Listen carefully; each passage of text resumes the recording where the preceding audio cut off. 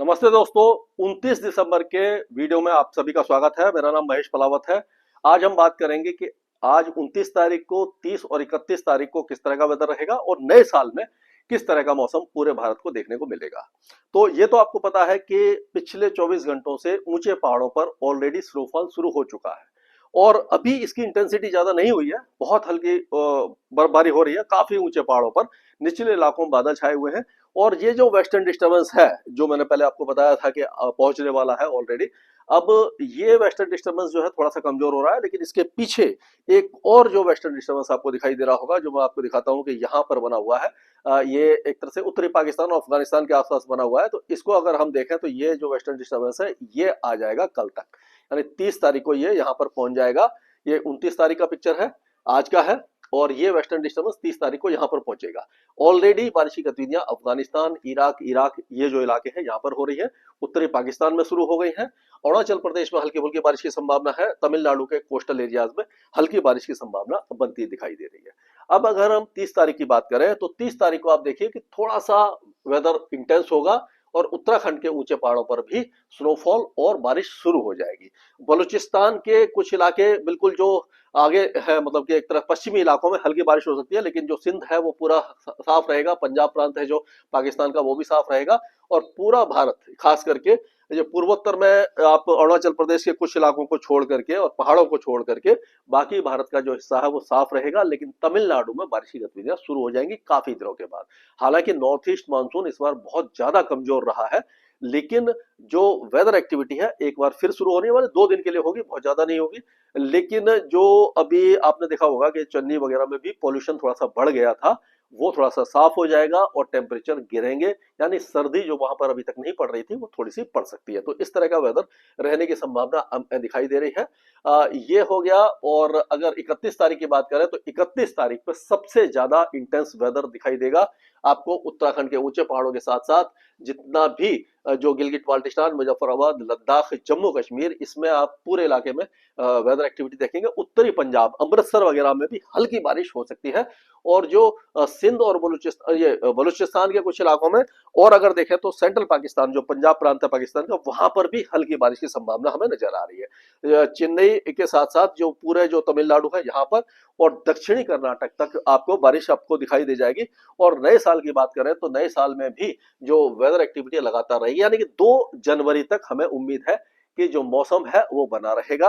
अब हम एक एक राज्य को देखकर लेकर के चलेंगे कि एक एक हर राज्य में किस तरह का वेदर रहेगा। तो ये शुरुआत करते हैं हम जम्मू कश्मीर से। तो जम्मू कश्मीर में आप देखिए कि जो गिलगिट टेरिटरी है, लद्दाख है, चिनाब है, ये सारे इलाके बहुत अच्छी वेदर एक्टिविटी देखेंगे 2 तारीख तक। और 31 तारीख से लेकर के और 2 तारीख तक कुपवारा, बांदीपुर, बारामुल्ला, सोनमर्ग, गुलमर्ग और ये आपका श्रीनगर, बदगांव, कुलगांव, अनंतनाग, पुंछ, ये सारे इलाके बर्फबारी देख सकते हैं। और अगर बारिश की बात करें तो राजौरी, रामबन, रियासी, जम्मू, सांबा, उधमपुर, कठुआ, डोडा, किश्तवाड़, ये सारे इलाके बारिश देखेंगे। और ये 2 तारीख तक रहेगा। 3 तारीख से मौसम साफ होने लग जाएगा और जो उत्तरी हवा है वो काफी तेजी से चलेंगी, जिससे जो टेम्परेचर है वो उत्तर भारत में फिर से गिरना शुरू हो जाएंगे। अब हम चलते हैं हिमाचल की तरफ। तो हिमाचल में जो लाहौल स्पीति है, चंबा है, ये जो ऊंचे इलाके हैं, कुल्लू के ऊंचे इलाके, यहाँ पर भी बर्फबारी की संभावना दिखाई दे रही है। हालांकि धौलाधार हिल में पहले भी हुई है, अभी भी ऊंचे पहाड़ों पर ही दिखाई देगा। धर्मशाला, मंडी, ये जो इलाके हैं यहाँ पर बारिश हो सकती है, लेकिन ज्यादा हैवी रेन के चांसेस दिखाई नहीं दे रहे। अगर और दक्षिण में चलते हैं, ऊना, हमीरपुर, बिलासपुर, सोलन और सिरमौर, शिमला, किन्नौर, यहाँ पर हल्की फुल्की बारिश रहेगी। शिमला में अगर आप शिमला, मसूरी, कुफरी यहाँ जाने की अगर प्लानिंग कर रहे हैं तो यहाँ पर आपको स्नोफॉल दिखाई नहीं देगा, ऊंचे पहाड़ों पर ही स्नोफॉल दिखाई देगा। आपको लाइव स्नोफॉल के लिए जनवरी के 2nd वीक तक इंतजार करना पड़ेगा, या हो सकता है कि जनवरी के शुरुआती दौर में यहाँ पर फिर से पहली बार स्नोफॉल हो जाए। अभी तक इस सीजन में शिमला में स्नोफॉल नहीं हुआ। नैनीताल और ये जितने भी इलाके हैं, कुफरी, मसूरी, ये कोई भी इलाका अभी तक स्नोफॉल नहीं देख पाया है। इस बार वेस्टर्न डिस्टर्बेंस काफी देरी से आ रहे हैं और पिछले साल की तरह इस बार भी सर्दी थोड़ा सा डिले हो रही है। तो उसी तरह से अगर हम उत्तराखंड की बात करें तो केदारनाथ, बद्रीनाथ, उत्तरकाशी, चमोली और पिथौरागढ़ के ऊंचे पहाड़ बर्फबारी देखेंगे। लेकिन निचले इलाके यानी देहरादून है, हरिद्वार, गढ़वाल, नैनीताल, उधम सिंह नगर, चंपावत, अल्मोड़ा, बागेश्वर, ये सारे इलाकों में बादल छाएंगे और कहीं कहीं पर हल्की बारिश होगी। तो कुल मिलाकर के यह कहा जा सकता है कि मौसम सुहावना रहेगा, लेकिन ठंडा रहेगा, लेकिन यहाँ पर आपको स्नोफॉल नहीं दिखाई देगा उत्तराखंड में कहीं पर भी, केवल ऊंचे पहाड़ों पर दिखाई देगा। और क्योंकि बादल छाएंगे तो नए साल पर हो सकता है कि धूप भी बहुत ज्यादा तेज ना हो, तो इसीलिए इसी हिसाब से आप अपना प्लानिंग करके जाएं। अगर हम पंजाब की बात करते हैं तो पंजाब में अभी टेम्परेचर काफी ज्यादा गिर रहे थे, हो सकता है गुरदासपुर, अमृतसर, पठानकोट यहाँ पर 31 और 1 तारीख को हल्की बौछारें पड़ जाए। बाकी इलाकों में चांसेस नहीं है, लेकिन बादल छाए रहेंगे अगले 3-4 दिनों के दौरान, जिससे कि धूप कम निकलेगी, दिन में भी सर्दी का एहसास होगा। हालांकि मिनिमम टेम्परेचर में 1 से 2 डिग्री की बढ़ोतरी होने की संभावना हमें दिखाई दे रही है।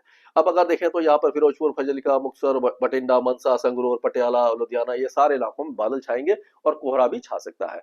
अगर हम हरियाणा और दिल्ली की बात करें तो दिल्ली में एक बार प्रदूषण फिर ज्यादा very poor to severe category में आ सकता है। हवाएं कमजोर हो रही हैं और टेम्परेचर गिर रहे हैं, टेम्परेचर तो ऑलरेडी गिरे हुए हैं, मॉइस्चर बढ़ेगा, हवाएं कमजोर होगी।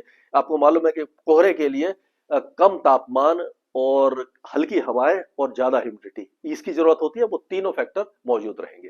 तो कोहरा भी रहेगा, पॉल्यूशन भी रहेगा, यानी स्मॉग रह सकता है। और अगर हम बात करें तो पंचकुला, अंबाला, यमुनानगर क्षेत्र से लेकर के सिरसा, फतेहाबाद, हिसार, भिवानी, चरखी दादरी, महेंद्रगढ़, सभी जगह पर बादल छा सकते हैं। अब अगर ये उत्तर प्रदेश की बात करें तो उत्तर प्रदेश में हम देखेंगे सहारनपुर, शामली, मुजफ्फरनगर, आपका मेरठ, बिजनौर और ये रामपुर, मुरादाबाद, यहाँ पर बादल छा सकते हैं। आगरा, हाथरस, अलीगढ़, फिरोजाबाद, मैनपुर, इटावा, कन्नौज, औरैया, जालौन, झांसी, ललितपुर, हमीरपुर, महोबा, बादा, ये सारे इलाके साफ रहेंगे, लेकिन कोहरा यहाँ पर काफी ज्यादा छाएगा और जो सड़क, हवाई और रेल यातायात में बाधा हो सकती है। लखनऊ वगैरह में जो विजिबिलिटी है काफी ज्यादा कम हो जाएगी। और उसी तरह से हाईवे पर अगर आप ट्रेवल कर रहे हैं तो बहुत ज्यादा सावधानी की जरूरत है, क्योंकि घना कोहरा पूरे दिन छाया रहेगा, शाम के समय फिर से कोहरा छा जाएगा। अगर हम देखें तो जो पूर्वी उत्तर प्रदेश है वहां पर और ज्यादा घना कोहरा रहेगा। आजमगढ़, मऊ, गाजीपुर, बलिया, वाराणसी, सोनभद्र, प्रयागराज, ये जितने भी इलाके हैं, अयोध्या, फैजाबाद, गोंडा, बस्ती, सभी इलाकों में घना कोहरा छा सकता है। अब अगर हम बिहार की तरफ चलते हैं तो बिहार में भी कई दिनों से आपने देखा होगा धूप नहीं निकल रही है और कोल्ड डे कंडीशन जैसी स्थिति बनी हुई है। काफी घना कोहरा यहाँ पर भी रहेगा अगले 3-4 दिनों के दौरान और टेम्परेचर काफी ज्यादा कम रहेंगे, यानी सर्दी का एहसास आपको चंपारण से लेकर के सीतामढ़ी, मधुबनी, सुपौल, अररिया, किशनगंज, पूर्णिया, खगड़िया, बेगूसराय, समस्तीपुर से लेकर के पटना, गया, नवादा, सभी जगह पर दिखाई देगा। अगर झारखंड की बात करते हैं तो झारखंड में कोहरा तो बहुत ज्यादा नहीं रहेगा, लेकिन धुंध और कुहासा छा सकता है। ये रांची, पटना, खुंटी, सिमडेगा, लातेहार, लोहरदगा और ये धनबाद, जमताड़ा से लेकर के आपका जो जमशेदपुर है, सभी इलाकों में मौसम काफी ज्यादा ठंडा रहेगा। अगर हम और आगे चलते हैं, पश्चिम बंगाल की बात करें तो उप हिमालय पश्चिम बंगाल में कोहरा छा सकता है, दार्जिलिंग, कालिम्पोंग, जलपाईगुड़ी, अलीपुरद्वार, कूचबिहार, लेकिन जो बाकी इलाके हैं इन सारे इलाकों का मौसम साफ रहेगा, हल्का धुंध और कुहासा छाएगा, यानी 24 परगना, हुगली, हावड़ा, शांति निकेतन, कलकत्ता। और अगर अरुणाचल प्रदेश की बात करें तो जो दिबांग वैली, अपर सियांग है, यहाँ पर हल्की फुल्की बौछारें पड़ सकती है। बाकी जो पूर्वोत्तर राज्य है पूरा यहाँ पर शैलो टू मॉडरेट फॉग छाया रहेगा, लेकिन बारिश की संभावना नहीं है। अब हम चलते हैं राजस्थान की तरफ। तो राजस्थान में आपने देखा होगा कि जो टेम्परेचर बहुत ज्यादा गिर चुके थे, यहाँ पर आपने देखा होगा कि पाला पड़ा हुआ था जगह जगह पर, बहुत ज्यादा, यानी कि कड़ाके की सर्दी थी, फसलों को नुकसान हो रहा है। लेकिन अब अच्छी बात यह है कि वेस्टर्न डिस्टर्बेंस का प्रभाव यहाँ पर दिखाई देगा और अब यहाँ पर थोड़ा सा वेदर में थोड़ा सा सुधार होगा। कहने का मतलब है बादल तो छाए रहेंगे, लेकिन मिनिमम टेम्परेचर बढ़ सकते हैं। एक नया एक डेवलपमेंट ये दिखाई दे रहा है कि 6 तारीख के आसपास एक साइक्लोनिक सर्कुलेशन राजस्थान पर बनेगा और जो मॉइस्चर है वो अरब सागर से आता हुआ दिखाई दे रहा है। तो उस समय राजस्थान के कुछ इलाकों में बारिश की संभावना दिखाई दे रही है। उसके बारे में मैं अपडेट करता रहूंगा, ये क्योंकि काफी आगे का फोरकास्ट है। इसमें हो सकता है उस समय चुरू, नागौर, सीकर, झुंझुनू, जयपुर, अजमेर, टोंक, दौसा, करौली, सवाई माधोपुर, ये जो इलाके हैं यहाँ पर बारिश हो सकती है। ये एक अभी का अंदाजा है, उस पर हम लगातार ध्यान रखेंगे और आपको इसका अपडेट देते रहेंगे।